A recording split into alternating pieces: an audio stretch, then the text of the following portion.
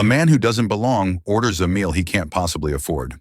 In the opulent amber glow of a five-star steakhouse, he sits in a threadbare coat, his hands rough and calloused. He asks for the most expensive item on the menu, the 50-ounce porterhouse, prepared rare. The staff snicker, the patrons stare. But the waitress, a young woman with eyes that see more than just a customer, notices something else, a flicker of authority in his gaze, the quiet confidence in his posture. As she delivers the perfectly cooked steak, she does something unthinkable, something that could cost her everything. She slips a folded napkin onto his table. Inside, a handwritten note with just 10 words. 10 words that will expose a multi-million-dollar conspiracy and change both of their lives forever.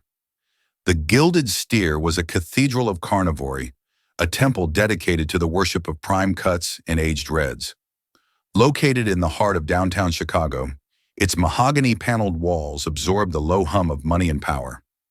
Men in bespoke suits and women in elegant dresses spoke in hushed, confident tones, their laughter echoing softly over the clinking of heavy silverware.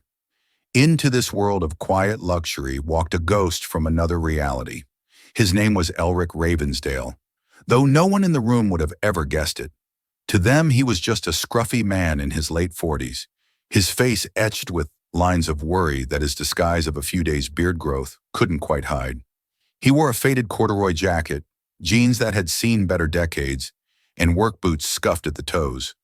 He looked like a man who had taken a wrong turn on his way to a construction site and ended up in a place where the wine list cost more than his entire outfit. He endured the hostess's thinly veiled disdain with a practiced patience, requesting a small table in the corner. "Just for one," he said, his voice a low gravel, intentionally rougher than his natural, educated tenor. From his vantage point, he could see everything: the bustling kitchen pass, the sommelier gliding between tables, the obsequious manner of the floor manager, Mr. Coleman, as he fawned over a table of boisterous finance types. Elric wasn't here for the ambiance. He was here because he owned it. Every table, every chair, every overpriced bottle of Bordeaux in the cellar belonged to the Ravensdale Hospitality Group, the empire he had built from a single diner he inherited from his father. And his empire was bleeding. For the past 6 months, a series of inexplicable and devastating events had plagued his high-end restaurants. A string of severe food poisoning cases at his flagship New York location. Whispers of health code violations in his Miami bistro. And here, at the Gilded Steer, profits were plummeting, accompanied by a surge in scathing online reviews complaining of inconsistent food quality. His board of directors was getting nervous, and a particularly predatory hedge fund, led by a shark named Lawrence Meeks, was beginning to circle, sensing weakness. Elric's COO, Gregory Shaw, a man he'd trusted for 15 years, assured him it was all just a statistical anomaly, a run of bad luck. "We're tightening the screws, Elric," Gregory had said in his smooth, reassuring voice. "Just a few disgruntled employees and some supply chain hiccups. It'll pass." But Elric hadn't built his company on luck or by ignoring his gut. His gut told him this was coordinated. It was sabotage. So he had shed his identity as the CEO, stored his expensive watch and tailored suit, and for the past week had been living on the streets, taking odd jobs, listening.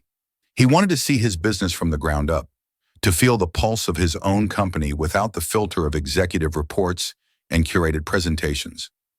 His journey had led him here, to the epicenter of the latest crisis. A young woman approached his table. She was slender, with tired, intelligent eyes and dark hair pulled back in a severe regulation ponytail. Her name tag read Lyra. Unlike the other staff, she didn't look at his clothes with contempt. Instead, her gaze was direct, professional, though a hint of weariness clung to her, like the scent of grilled meat on her uniform. "Good evening. Can I get you something to drink to start?" she asked, her voice quiet but clear. "Just water, please. No ice," Elric said, keeping his eyes down. She nodded and returned moments later, placing the glass on a coaster with practiced efficiency. "Are you ready to order, or do you need a moment with the menu?" This was the test. Elric took a deep breath. "I'll have the President's Cut Porterhouse, 50 ounce. Lyra's pen froze just above her notepad. She blinked, her professional mask faltering for a fraction of a second.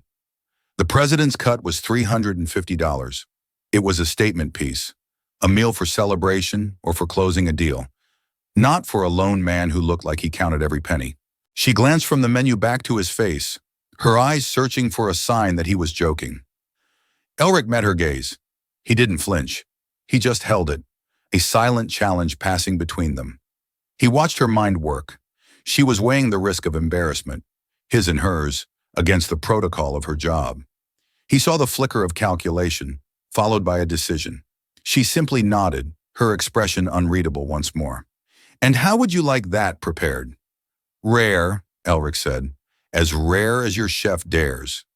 "An excellent choice," she replied, her voice perfectly even. She scribbled it down. "Any sides with that? The cream spinach and the truffle fries are very popular." "No, just the steak." "Very good, sir." She turned and walked away, her steps measured, her back straight. Elric watched her go, a sliver of respect cutting through his anxiety. She hadn't smirked, she hadn't questioned, she hadn't called the manager. She had treated him like any other customer. He leaned back, the cheap fabric of his jacket crinkling against the plush leather of the booth. He scanned the room again. He saw Mr. Coleman, the manager, shoot a questioning look toward Lyra as she passed the service station. Lyra said something brief, shook her head slightly, and continued toward the kitchen. Coleman's eyes then drifted to Elric's table, a sneer curling his lip before he turned his attention back to his wealthy patrons. Something was wrong here. The atmosphere felt brittle. Elric's instincts, honed over years of high-stakes negotiations and corporate battles, were screaming at him. He wasn't just a CEO in disguise. He was a predator in his own jungle, and he was beginning to realize he wasn't the only one hunting tonight. The next 20 minutes would either confirm his worst fears or send him back to the drawing board, feeling like a paranoid fool. He just had to wait for the steak. The 20 minutes it took for the steak to arrive felt like an eternity. Elric sat with his water, turning the heavy glass in his rough hands. He maintained his disguise, slumping slightly, avoiding eye contact with the other diners. Inside, however, his mind was a whirlwind of activity. He analyzed every interaction, the way the busboys avoided a certain section of the kitchen, the hurried, whispered conversation between two waiters near the bar, the almost imperceptible tension in Mr. Coleman's shoulders every time the kitchen doors swung open. He was so engrossed in his observations that he almost missed Lyra's return. She approached the table with a grace that seemed out of place with her weary expression. She carried a large oval platter, presenting it with a quiet flourish. The steak was magnificent, a colossal piece of meat seared to a dark, crusty perfection on the outside, a deep blood red visible along the bone. The aroma of charred beef and butter filled the air, a primal scent that should have been intoxicating. But to Elric, it smelled like a trap. "Your president's cut porterhouse, sir," Lyra said, her voice a low murmur. "Please be careful. The plate is extremely hot." As she set the platter down, her movements were a study in professional detachment. But her eyes told a different story. For a fleeting moment, they met Elric's, and he saw a flash of something in their depths. Not pity or judgment, but an urgent, unmistakable warning. It was there and gone in a heartbeat. Her left hand, which had been holding a folded white napkin, moved with liquid speed. In the same motion as setting down the heavy plate, her fingers brushed against the edge of the table. The napkin slid from her palm and landed silently next to his water glass. It was a move so slick, so practiced, that anyone not watching her with the intensity Elric was would have missed it entirely. She straightened up. "Will there be anything else for now?" Elric's heart was hammering against his ribs. His every instinct screamed that this was it, the moment the charade ended and the real game began. He had to play it cool. He shook his head, feigning indifference. "No, this is fine." "Enjoy your meal," she said, her voice betraying nothing. She turned and walked away, disappearing into the choreographed chaos of the restaurant. Elric stared at the steak, then at the napkin. It was just a plain white linen square, folded neatly. It could be nothing, a simple mistake, a dropped napkin, but he knew it wasn't. The look in her eyes, the stealth of the delivery, It was a message.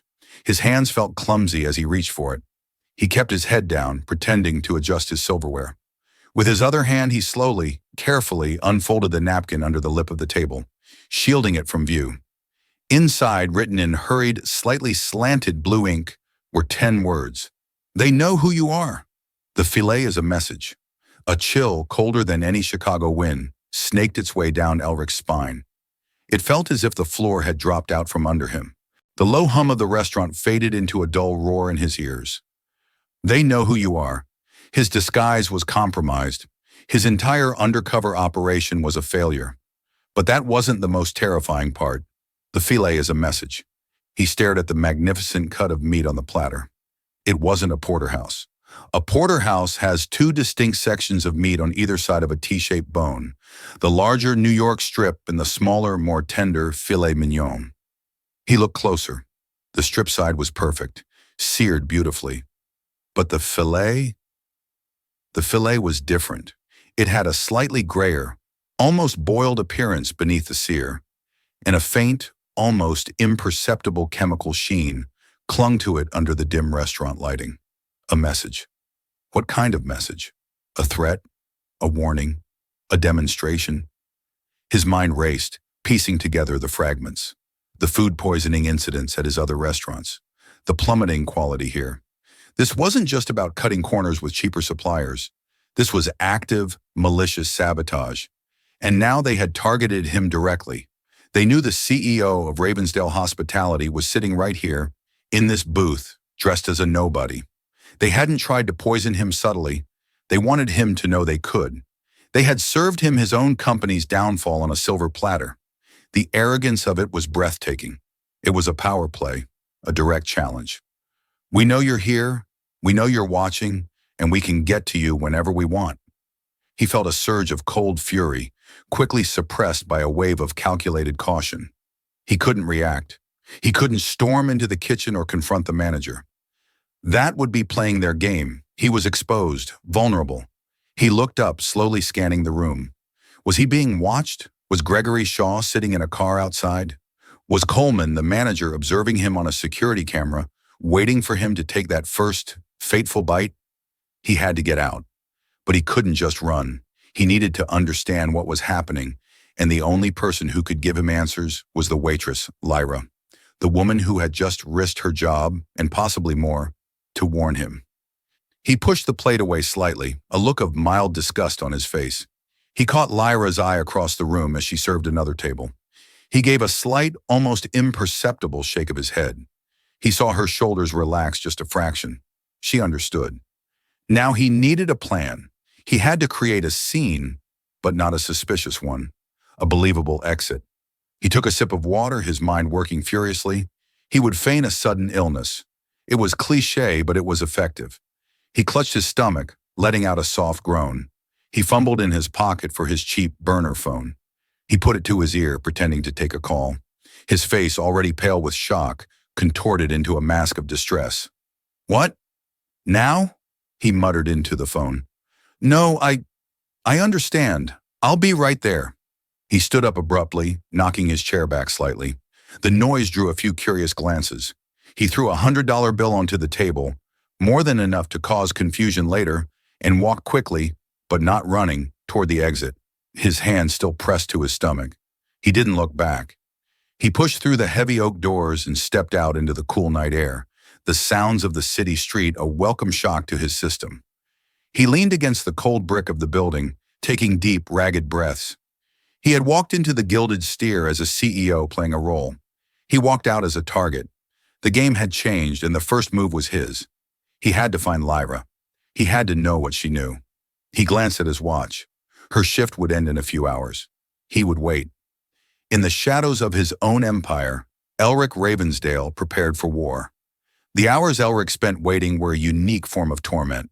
He found a dark, recessed doorway across the street from the restaurant's service entrance, a position that offered a clear view without drawing attention.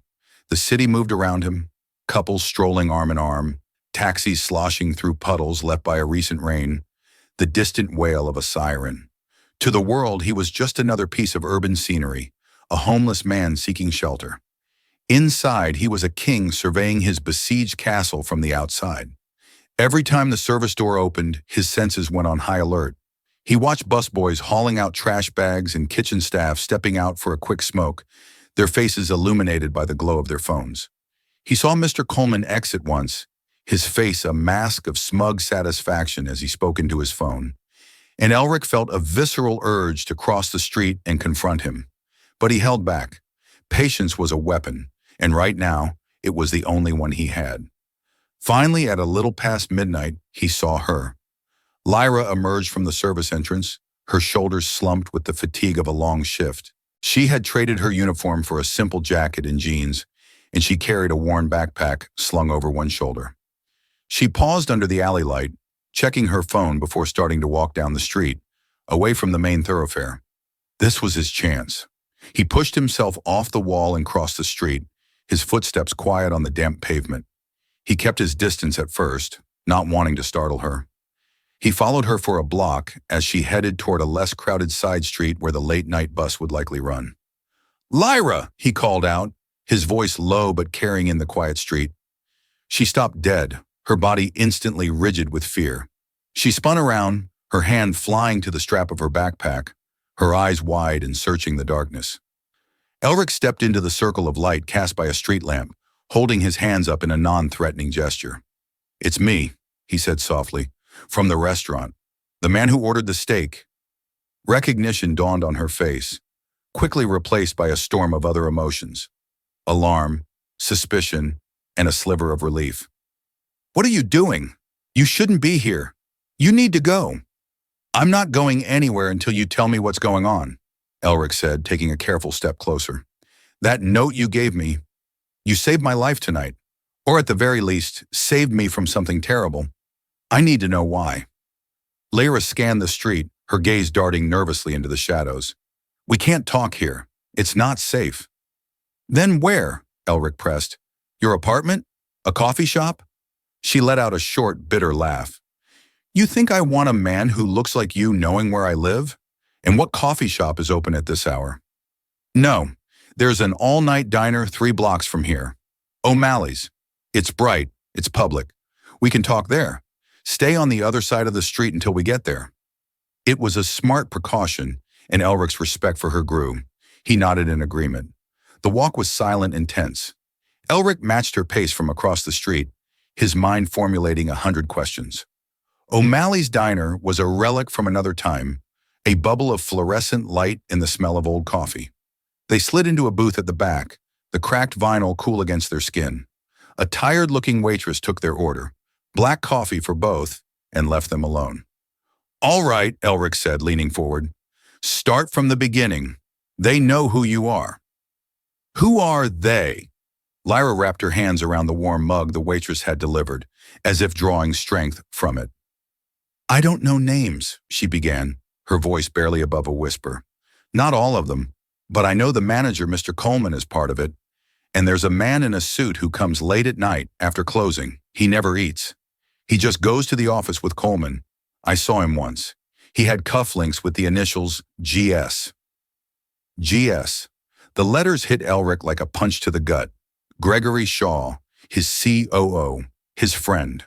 The man he had trusted for a decade and a half.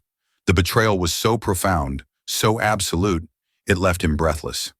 "What else?" Elric urged, his voice tight. "Things have been strange for months," Lyra continued, her eyes fixed on the tabletop. "New suppliers. The kitchen staff is always complaining. The prime beef we used to get from Sterling Ranch, it stopped coming. Now we get deliveries from a company I've never heard of, Apex Provisions. It comes in unmarked boxes, usually late at night. The quality is terrible. The chefs have to work miracles to make it taste right, and sometimes they can't. That's why the reviews have been so bad." Apex Provisions. Elric had never heard of them.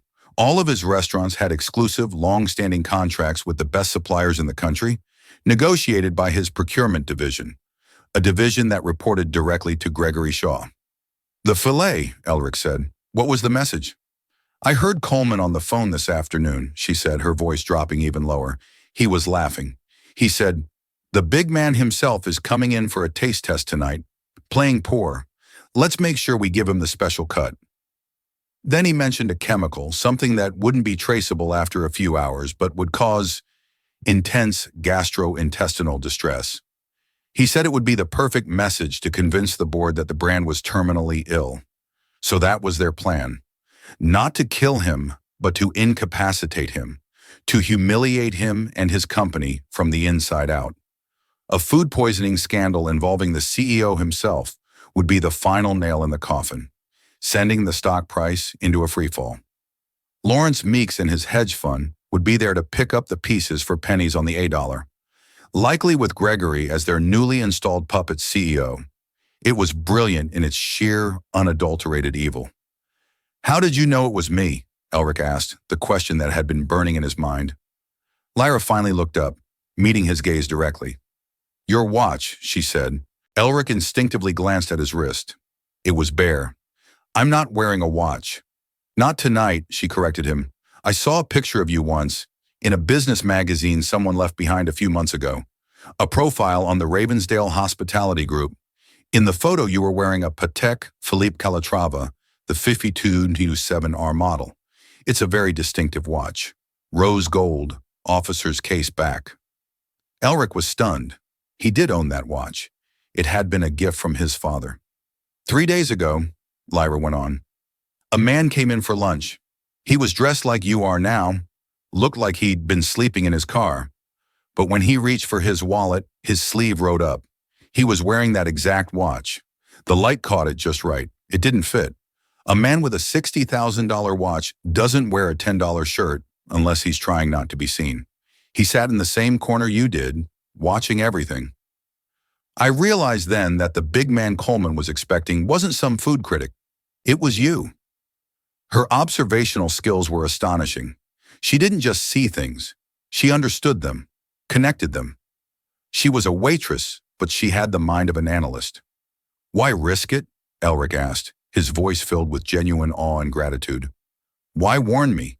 You could have lost your job, or worse." A shadow passed over Lyra's face. The weariness returned, deeper this time, mixed with an old, cold anger. "My father was a chef," she said quietly. "He owned a small, successful restaurant in Milwaukee.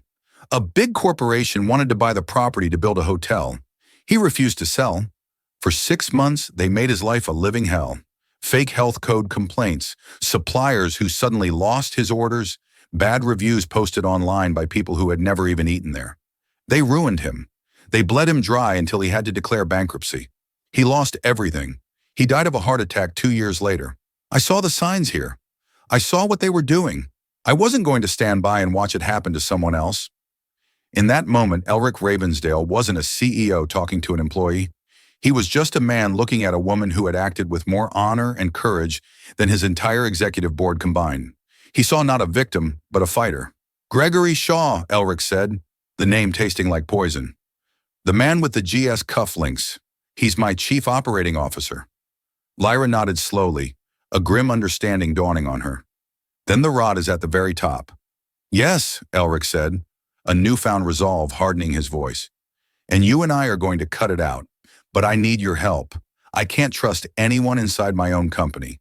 I need your eyes and your ears. More than that, I need proof. Something tangible that I can take to the authorities." Lyra hesitated for only a second. Then she gave a firm, determined nod. "Last week, a delivery came from Apex Provisions. The driver was careless. He dropped an invoice in the alley. I picked it up. I don't know if it's useful, but I kept it. It's at my apartment."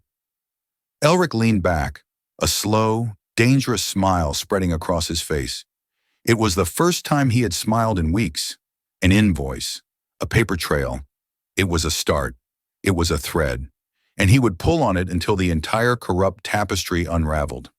"Lyra," he said, his voice resonating with a power she hadn't heard before. "You're not just going to help me save my company. You're going to help me take it back." The partnership forged in the sterile, fluorescent light of O'Malley's Diner became a clandestine operation run from the shadows of Elric's own empire. Their first move was to secure the invoice. Lyra, wary of leading Elric directly to her home, met him the next afternoon at a public library, a neutral ground filled with the comforting quiet of rustling pages. She slipped a folded, slightly crumpled piece of paper across the table. Elric unfolded it. It looked like any other shipping manifest, but the details were damning. It was an invoice from Apex Provisions for 200 pounds of prime filet mignon at a price that was 30% higher than what his company's exclusive supplier, Sterling Ranch, would have charged. More importantly, the delivery address wasn't the restaurant's main loading bay. It was a secondary, rarely used service entrance in the back alley.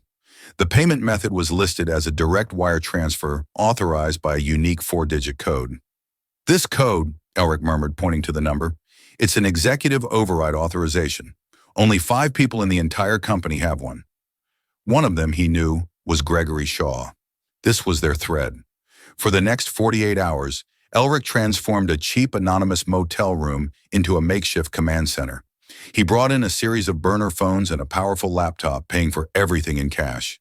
His first call was to the one person on the planet he knew he could trust without question, Frank Miller. Frank was a gnarled, 60-something ex-homicide detective from the Chicago PD, who now served as the head of Ravensdale Hospitality's corporate security. He was old school, loyal to a fault, and had a nose for sniffing out deceit that bordered on supernatural. "Frank," Elric said, dispensing with pleasantries, "I'm going dark. I need you to do something for me, completely off the books. No emails, no calls to the office. I need you to treat this like one of your old murder cases." He explained the situation in clipped, precise terms. He didn't mention Lyra by name, referring to her only as a source on the inside. He gave Frank the name Apex Provisions and the executive override code from the invoice. "Give me 12 hours, Frank grunted through the phone, and the line went dead. While Frank dug into the corporate underbelly, Lyra became Elric's eyes and ears. She worked her shifts at the Gilded Steer, her familiar presence allowing her to move unnoticed. Armed with a burner phone from Elric, she sent him a stream of coded text messages. "The sommelier is complaining about a new wine shipment. Says the crates feel light. Coleman just spent an hour in the office shredding documents. Kitchen just got another Apex delivery.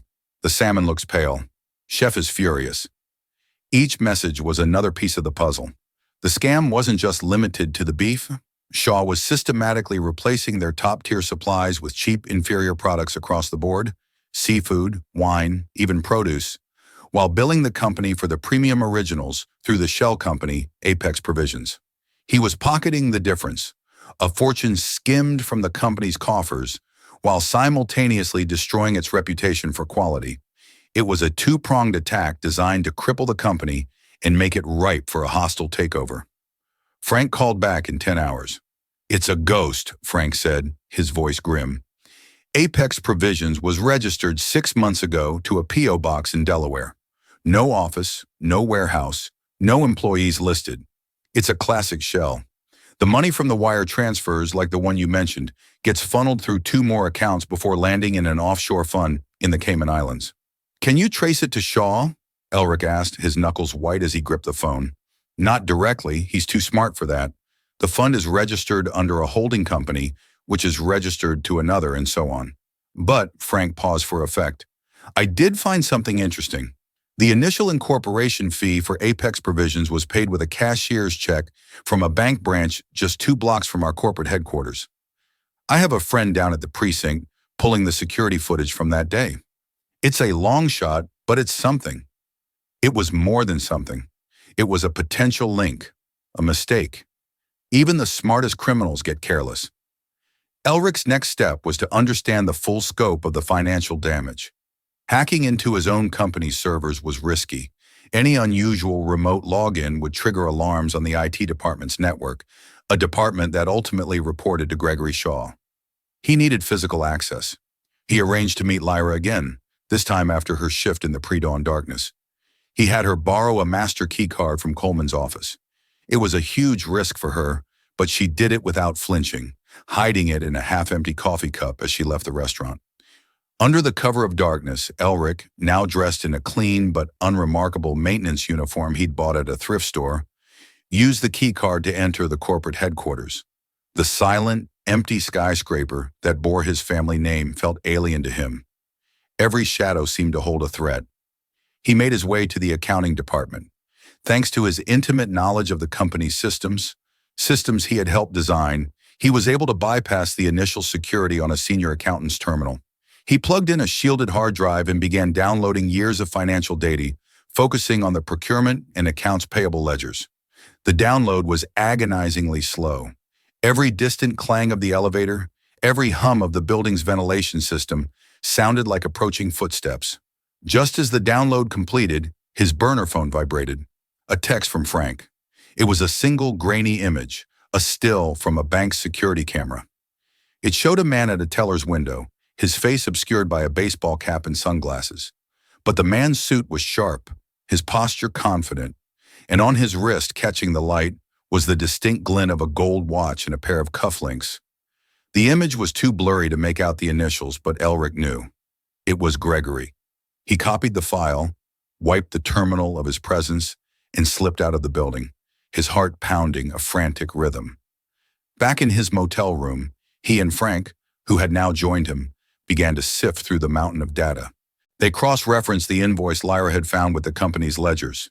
There it was, a ghost in the machine. Ravensdale Hospitality's official records showed a payment to their legitimate supplier, Sterling Ranch. But the routing numbers were different. The money was being diverted.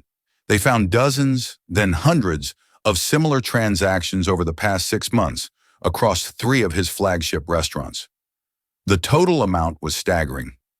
Gregory Shaw hadn't just been skimming, he had siphoned over $9 million from the company. He's been cooking the books, Frank breathed, pointing to a falsified logistics report. Using legitimate supplier names on the front end, but wiring the money to his own shell company. He built a shadow procurement system right under our noses. They now had the how, they had the what. They had a mountain of circumstantial evidence and one grainy photo.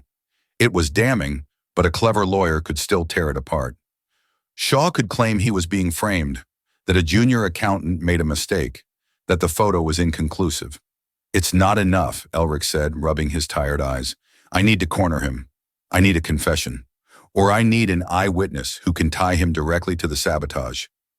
His phone buzzed. It was a text from Lyra. Coleman is panicked. He knows someone was in the office. He's meeting the man with the GS cufflinks tomorrow, midnight, at the restaurant. Elric looked at Frank, a cold, hard light in his eyes. Gregory was getting sloppy. He was coming back to the scene of the crime to clean up his mess.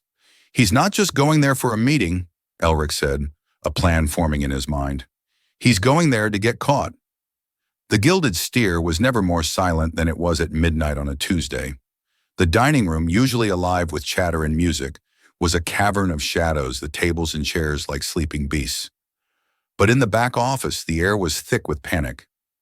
I'm telling you, Greg, someone was in here, Mr. Coleman whispered, his voice shrill. He paced the small, cluttered room. My master key card was moved. The shredder bin was fuller than I left it. They know. Gregory Shaw sat calmly in Coleman's desk chair, a portrait of executive cool. He steepled his fingers, his expensive silk tie still perfectly knotted. Calm down, Robert. You're being paranoid. It was probably the night cleaning crew. The cleaning crew doesn't have access to my terminal, Coleman shot back. Then you've gotten sloppy, Gregory said, his voice turning to ice. Which is why I'm here. We're accelerating the timeline. Meeks is ready to make his move. The final health report on the New York incident comes out Thursday. The stock will tank. By Friday, the board will have no choice but to accept his offer. We just need to hold it together for 2 more days. He stood and walked over to a small safe hidden behind a framed photo of the restaurant's opening day. Now give me the latest set of falsified invoices and the security logs from the last week. We're wiping everything clean tonight. As Coleman nervously fumbled with the safe's combination, neither man noticed the tiny, almost invisible lens of a fiber optic camera peering through a ventilation slit above them. Miles away, in his motel room command center, Elric Ravensdale watched the scene unfold on his laptop screen, Frank Miller standing grim-faced beside him. We've got him, Frank muttered. Conspiracy, fraud, embezzlement. It's all there. The plan had been executed flawlessly. Earlier that day, Frank had used his old police contacts to gain access to the restaurant's blueprints. He'd hired a trusted private contractor, a surveillance expert, who had posed as an HVAC technician to plant the camera and microphone while the restaurant was being prepped for dinner service. Lyra had confirmed its placement, a silent accomplice ensuring their trap was set. Elric watched the man he'd once called his friend conspire to destroy his life's work. The sense of betrayal was a physical weight, but it was overshadowed by a cold, clear purpose. He now had the undeniable proof he needed, but simply handing a video to the police wasn't enough. Shaw had woven a web of deceit throughout the company. Elric needed to expose him in a way that would cauterize the wound, not just cut out the tumor. He needed to do it in front of the people Shaw had tried to manipulate, the board of directors. The following morning, an urgent, high-priority email was sent to every board member of the Ravensdale Hospitality Group. It was from Elric Ravensdale, and the subject line was simple. Emergency board meeting, 10 a.m. today. The board members assembled in the grand, top-floor boardroom, a room with panoramic views of the Chicago skyline. The mood was tense, a mixture of anxiety and irritation. They expected to hear more bad news, perhaps even Elric's resignation. Gregory Shaw was the last to arrive, striding in with an air of concerned competence. "Elric, what's this about?" he asked, placing a hand on Elric's shoulder. "A sudden meeting like this will only spook the market further." Elric looked at him, his face an unreadable mask. "Sit down, Gregory." The doors to the boardroom clicked shut. Elric remained standing at the head of the long mahogany table. He looked gaunt, tired, but his eyes burned with an intensity they hadn't seen in years. "For the past 6 months," he began, his voice quiet but carrying to every corner of the room, "this company, our company, has been systematically poisoned from the inside. We have been the victims of a coordinated and malicious campaign of sabotage designed to destroy our reputation and devalue our stock." He let the words hang in the air. The board members shifted uncomfortably. "I was led to believe this was a string of bad luck," Elric continued, his eyes locking onto Gregory's. "Supply chain issues, disgruntled employees. But the truth is far more sinister." He clicked a remote. The large screen at the end of the room, usually reserved for quarterly reports, flickered to life. It showed the grainy bank security footage of the man in the baseball cap. "This man," Elric said, "paid the incorporation fee for a shell company called Apex Provisions, the same company that has been supplying our restaurants with substandard ingredients and overcharging us by millions." Gregory shifted slightly in his seat, but his expression remained one of mild confusion. "This is troubling, Elric. But what does it prove? It could be anyone." "True," Elric conceded. "It's hard to be certain from this photo. The face is obscured, but sometimes other details can be illuminating." He clicked the remote again. A high-resolution photo appeared next to the grainy image. It was an official corporate headshot of Gregory Shaw, taken at last year's gala. He was wearing the same sharp suit, the same distinctive watch, and, when the image was zoomed in, the same cufflinks with the elegant, intertwined initials, GS. A collective gasp went through the room. Gregory's face went pale. "This is absurd. It's circumstantial. You can't possibly—" "You're right, Gregory." Elric cut him off, his voice like steel. "A photo isn't enough. For definitive proof, one usually needs a confession." He clicked the remote a final time. The screen changed again, now showing the footage from Coleman's office the night before. The audio was crystal clear. "We're accelerating the timeline. Meeks is ready to make his move. By Friday, the board will have no choice but to accept his offer." The room was utterly silent, save for the recorded voices of Gregory and Coleman plotting the company's demise. Gregory Shaw sat frozen in his chair, the color draining completely from his face. The mask of the respected executive had shattered, revealing the traitor beneath. Every eye in the room was on him, a jury of his peers witnessing his self-immolation. As his recorded voice detailed the plan to wipe the security logs, the boardroom doors opened. 2 uniformed police officers and Frank Miller stepped inside. At the same time, another door opened, and Lyra Duvall entered. She was dressed not in her waitress uniform, but in a simple professional blouse and slacks. She stood tall, her expression resolute as she looked directly at the man who had unknowingly served a poisoned steak in her section. "Gregory Shaw," one of the officers said, his voice booming in the silent room, "you are under arrest for fraud, embezzlement, and corporate sabotage." Gregory didn't resist. He seemed to shrink into himself, a man utterly and completely defeated.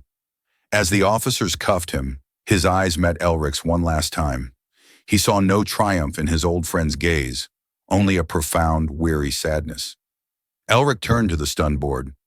"The threat has been neutralized," he said, his voice firm.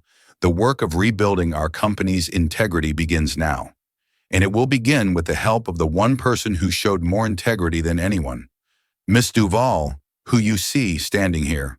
She is the one who brought this conspiracy to light." All eyes turned to Lyra, the quiet waitress who had stood against the storm and, against all odds, had won. In the chaotic hours that followed the boardroom confrontation, a sense of grim order was slowly restored. Gregory Shaw and Robert Coleman were taken into custody, their departure leaving a vacuum of shock and disbelief among the company's upper echelon. News of the arrests was contained for now to prevent a full-blown media circus, but the ripples were already spreading through the corporate headquarters. Elric, working with Frank and a team of trusted forensic accountants, began the arduous process of damage control. They secured Shaw's office, froze accounts, and started meticulously untangling the web of deceit he had woven through the company's finances. By late evening, Elric was back in his own office for the first time in over a week. It felt both familiar and foreign. He sat behind his large desk, the city lights twinkling below, and felt the immense weight of the past few days settle upon him. He had saved his company, but the victory felt hollow, tainted by the deep cut of betrayal. There was one final piece of business to attend to. He buzzed his assistant. "Please ask Miss Duval to come in." A few minutes later, Lyra appeared at his door. She looked small and out of place in the cavernous, modern office, her simple clothes a stark contrast to the expensive art in sleek furniture. Elric rose and came around the desk, gesturing for her to sit in one of the comfortable leather chairs facing his desk.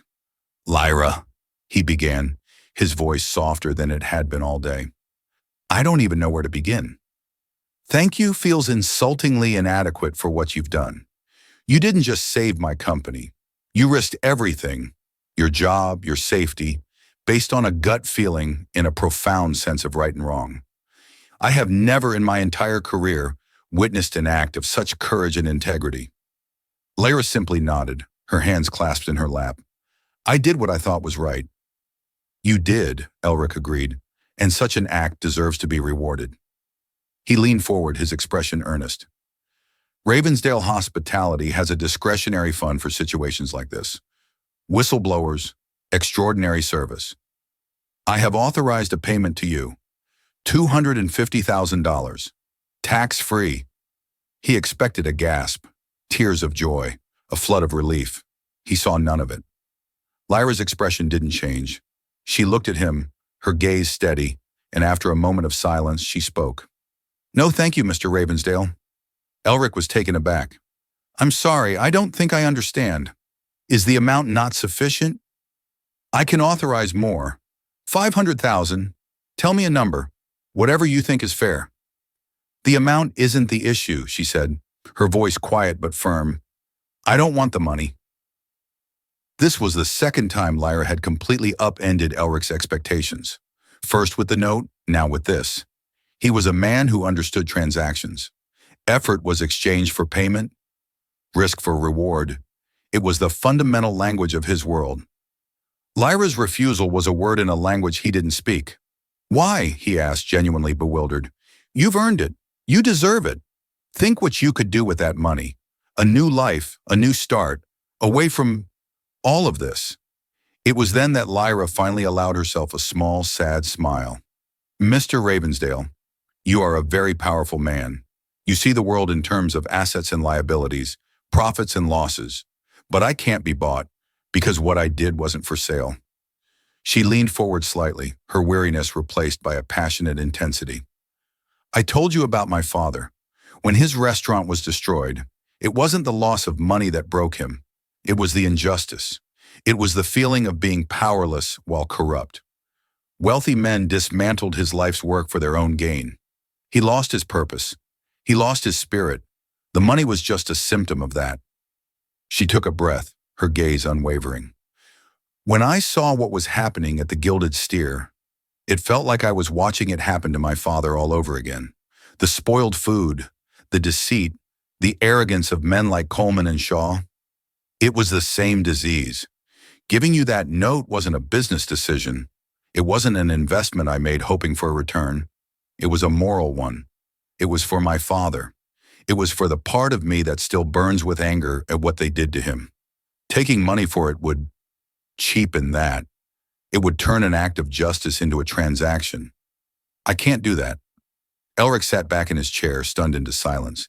He had spent his life surrounded by people who were motivated by money, by power, by ambition. He had negotiated multi-million-dollar deals with sharks who would sell their own grandmothers for a better margin. He thought he understood human nature. In that moment, he realized he understood nothing. Lyra's integrity was absolute. It was a force of nature, an immovable object in a world of malleable ethics. She wasn't an employee or a source. She was his conscience. He had been so focused on the corporate battle that he had missed the human one. This wasn't about saving his stock price. It was about saving the soul of his company. He felt a profound sense of humility wash over him. He had offered her a fortune, treating her like a problem to be solved with a checkbook. But she wasn't a problem to be solved. She was the solution. "You're right," he said, his voice thick with emotion. "I apologize. My offer was presumptuous." He looked at her, truly seeing her for the first time not as a waitress, but as the remarkable person she was. Sharp, observant, and possessed of a moral compass so true it could guide a fleet of ships through a storm. He suddenly knew that letting her walk out of his office with just a "thank you" would be the single biggest mistake he could ever make as a CEO. The money was useless to her, but he had something else to offer, something far more valuable. "You've refused my money," Elric said, a new idea taking root. "But what if I offered you a different kind of reward? Not a payout, but a purpose. A chance to ensure this never, ever happens again." Lyra's eyes, which had been guarded, flickered with curiosity. "What do you mean?" "I mean, Lyra," Elric said, leaning forward again, no longer as a boss to an employee, but as one equal to another. "I'm offering you a job, and not waiting tables." Lyra stared at Elric, skepticism hardening her expression. "A job? What am I supposed to do, Mr. Ravensdale? Become a poster child for your new ethics campaign?" "No," Elric said, shaking his head. "I'm not offering you a title. I'm offering you a purpose." He moved from behind the desk, closing the space between them. "For years I've been blind, relying on reports from men like Gregory Shaw. I was tracking profits, not integrity. That system is broken. I'm creating a new independent oversight division, one that answers only to me. Its job will be to protect the ethical core of this company, to be its compass." He met her gaze, his voice charged with conviction. "I don't need another MBA with a slick presentation. I need your clarity, your courage. I need someone who isn't afraid of the truth." The offer was staggering, a leap into a world she couldn't imagine. "But I'm a waitress," she said, the words feeling small in the vast office. "I don't have a degree. I don't know anything about corporate finance." "You have character, Lyra," Elric countered gently. "We can teach you business, but I can't teach bravery. I can't teach someone to care." He leaned forward slightly. "This isn't just a reward. It's a chance to ensure no other family goes through what yours did. A chance to stand guard for the thousands of honest employees here." She thought of her father, of his defeated eyes and the injustice that broke him. This wasn't just a job. It was a chance to fight back, to build a shield she never had. The fear of the unknown was eclipsed by the fire of her conviction. It was a chance to honor his memory not by looking back, but by building a better future. Slowly she stood, her posture straightening with resolve. "All right, Mr. Ravensdale," she said, her voice steady and clear. "When do I start?" A genuine warm smile finally broke through Elric's weary facade. "Tomorrow morning, and please call me Elric." 3 months later, a new era had dawned at Ravensdale Hospitality. The changes were tangible. From the impeccable quality of the food at the Gilded Steer to a newfound sense of security among the staff. In a corner office at the headquarters, Lyra Duvall, head of the new Corporate Integrity Division, led a small dedicated team, scrutinizing every corner of the business. She was no longer a waitress serving the powerful. She was their conscience. In the quiet waitress who saw what no one else did, Elric had found his compass. And in the undercover millionaire who listened, she had found her cause. Together they were rebuilding an empire, not on profit, but on the unshakable foundation of truth. The story of Elric and Lyra is a powerful reminder that true strength isn't always found in the boardroom. Sometimes it's found in the quiet courage of a single person daring to do the right thing. It shows that integrity is not just a word, but an action. And one small act of bravery can unravel the most elaborate web of deceit. It's a testament to the idea that the sharpest eyes often belong to those who are overlooked, and the strongest voices are those that choose to speak up when everyone else remains silent. If this story of unexpected alliance and moral courage resonated with you, please help us share it. Hit that like button to let us know you enjoyed it, and share this video with someone you think needs to hear a story about hope and justice.